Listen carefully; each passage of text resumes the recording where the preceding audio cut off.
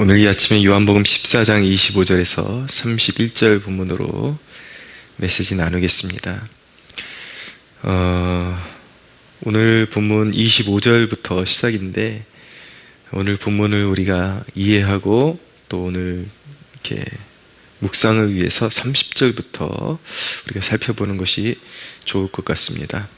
이후에는 내가 너희와 말을 많이 하지 아니하리니 이 세상의 임금이 오겠음이라 라고 말씀합니다. 이 세상의 임금이 오겠습니다.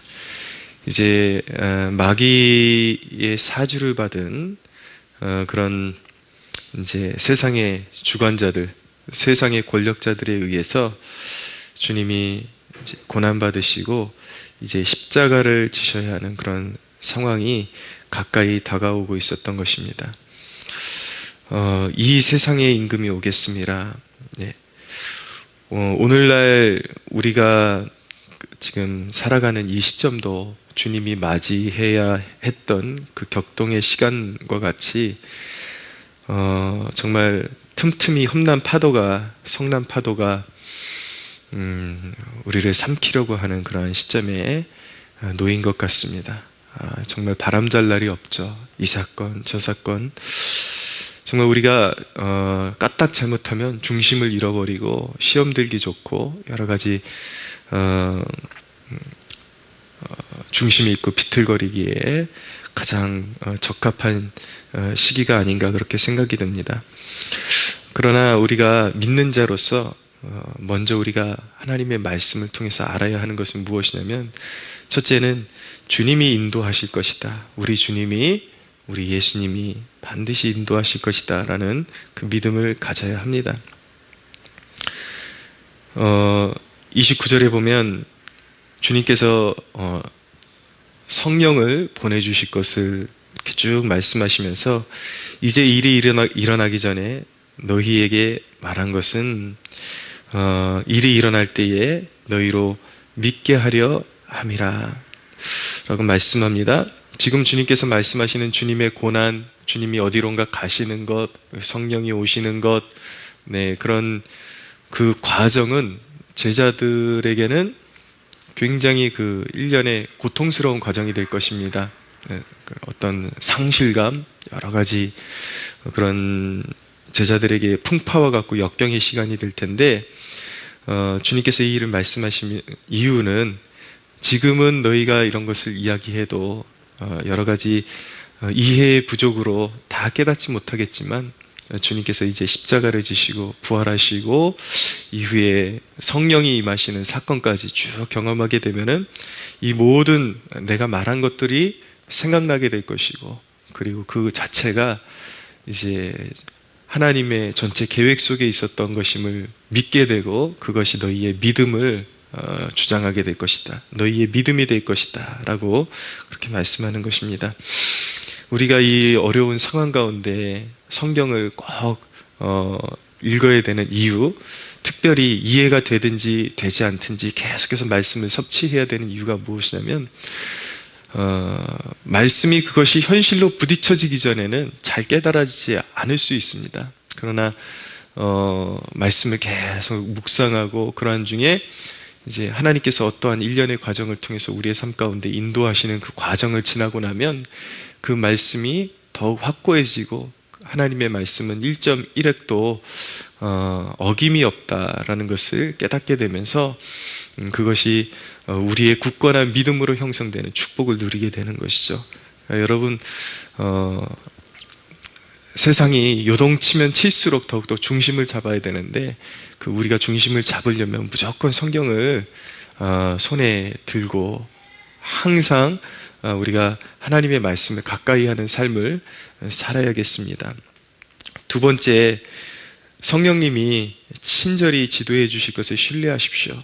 어떤 역경이 오든지 성령님께서 우리 믿는 자 한 사람 한 사람을 친절히 지도해 주실 것이라는 확신이 있어야 합니다. 우리가 성령님의 임재에 더 친숙해지려면 더욱 낮은 마음을 가져야 합니다.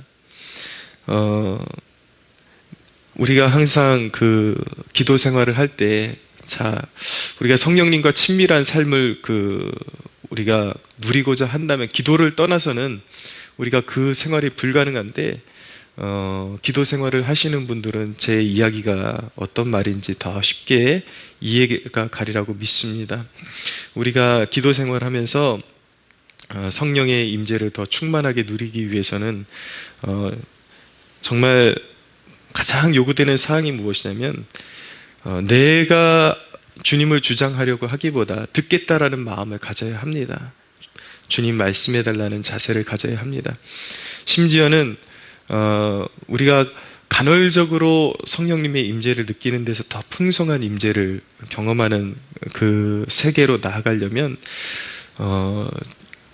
우리가 주님을 갈망할 때에 내가 듣고 싶은 것만 듣겠습니다라는 마음가짐이 아니라 심지어 주님 책망이라도 좋사오니 주님 나를 책망하시고 견책하시고 그런 책망의 말씀도 좋사오니 주님을 나타내시고 지도해 달라는 그런 간구가 있어야 합니다. 특별히 이 시국에 코로나 바이러스로 인해서 많은 두려움과 염려들, 그리고 왜 이런 일이 생겼을까라는 의문이 생기기도 하지만 우리가 그리스도인들로서 기도할 때에 단순히 이 병마를 고쳐주소서, 그 기도 제목이 앞설 것이 아니라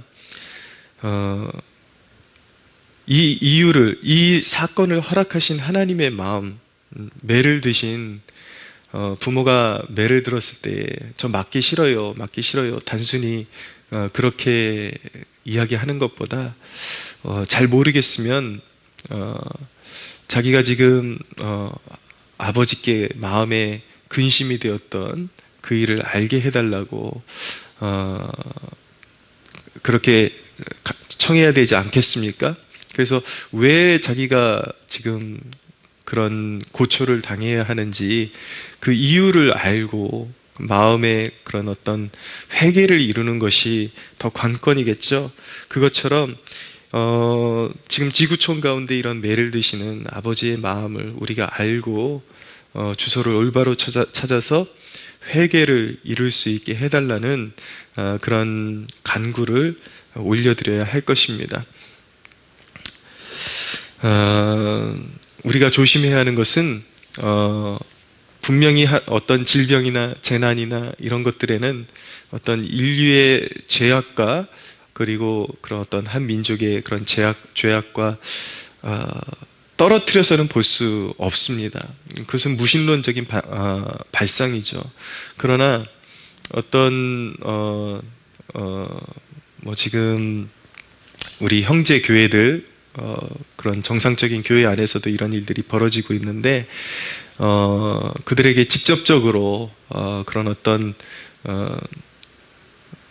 죄에 상응하는 대가다라고 그렇게 직접적으로 지적하기보다는 그런 너무 성급하게 그렇게 판단하려는 마음들을 다 이제 좀 내려놓고 이것이 우리의 무언가 우리가 같이 회개해야 될 어떤 하나님의 메시지가 있다라는 그러한 통찰을 가지고 우리가 하나님 앞에 더욱더 우리가 함께 짊어지고 가야 될 그런 회개의 문제들, 이런 것들을 깨닫게 해달라는 그런 마음의 자세가 필요한 것입니다.